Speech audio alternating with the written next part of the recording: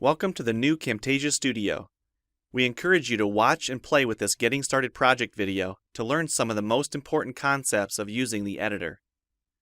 If you want more in-depth tutorials that will walk you through the entire process of recording, editing, and sharing your videos, then please watch the Getting Started tutorials using this link under the Help menu. The editor is divided up into three main areas: the clip bin, the timeline, and the canvas. The canvas is where you see your video during playback and can move, resize, and reposition all media however you want. The timeline is where you assemble and edit your video. At the top of the timeline, tick marks represent time in terms of minutes and seconds. When building a video, you'll work in a horizontal manner, beginning from the left and moving sequentially through time toward the right. The tracks are layered on top of each other, so media you add on higher tracks is viewed on top of media on lower tracks in the canvas. For example, this callout is placed on top of the video track on the timeline, and therefore is on top of the screen video on the canvas.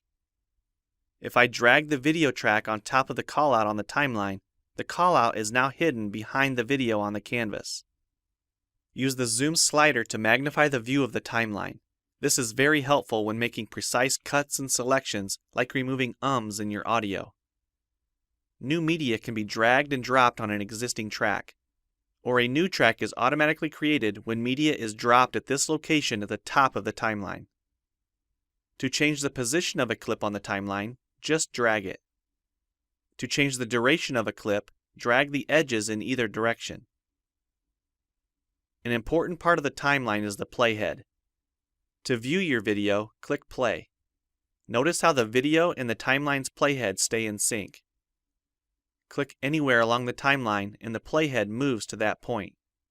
To remove a portion of your video, make a selection with the green in point and red out point. Then click the cut button. If you don't want media cut on a specific track, just click the lock icon. If you make a mistake while editing, press Ctrl-Z on the keyboard to undo, or choose Edit Undo. Double-click the playhead to deselect. Next, we'll look at the clip bin in the library. The clip bin holds recordings, audio files, images, and title slides being used in the project you're currently working on. The library stores video clips, intros, callouts, title slides, and other media assets you want to use from project to project. It is pre-populated with professional content you can use in your videos. You can download more media from our website by clicking this link. You'll find a lot more music, callouts, and animated titles to use in your projects, and it's all free. Once you find something you like this callout for example, just drag it to a track on the timeline and resize and reposition it as needed. Double-click the callout on the canvas to open the Callouts tab and edit the text, or change any of the text properties like color or size. You can find a number of other callouts to use in your projects by expanding the Shapes menu.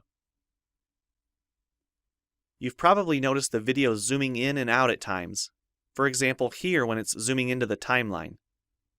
To learn more about adding and customizing zoom and pan animations to your video, check out the other Getting Started tutorials on our website. We've talked about some of the tabs already, but be sure to explore the others for adding and editing special effects. If they don't all show up as tabs, click on the More tab to explore others, like the speech-to-text capabilities and captions, and the improved quizzing. Also, transitions can now be dragged directly to the timeline and added on top of clips. So we've shown a few ways you can navigate and edit your video. But how do you get content into your video? To make a new screen recording, click the Record the Screen button. If you already have an audio or video recording you'd like to use, click the Import Media button. When you're done with your video project, you'll need to click the Produce and Share button to create a shareable video. Expand this menu to see a variety of presets. We have a new video player that plays back your MP4 video and includes other interactive features like table of contents, closed captions, quizzes, and even hotspots. These features are available when hosting your video on TechSmithScreencast.com or the video and player on your own web server. This player provides playback on multiple devices with just one video, whether it's a phone, tablet, laptop, or desktop computer. Well, it's time for you to try Camtasia Studio for yourself using the content on the timeline, or better yet, create your own. We have lots of free tutorials on our website, and I recommend you begin with the Getting Started series. Also, the help file inside Camtasia Studio tells you how to use each of the Camtasia Studio features and applications. One last thing, if you ever want to open this Getting Started project again to view or practice with, use this link here. Thanks for watching, and we hope you enjoy Camtasia Studio.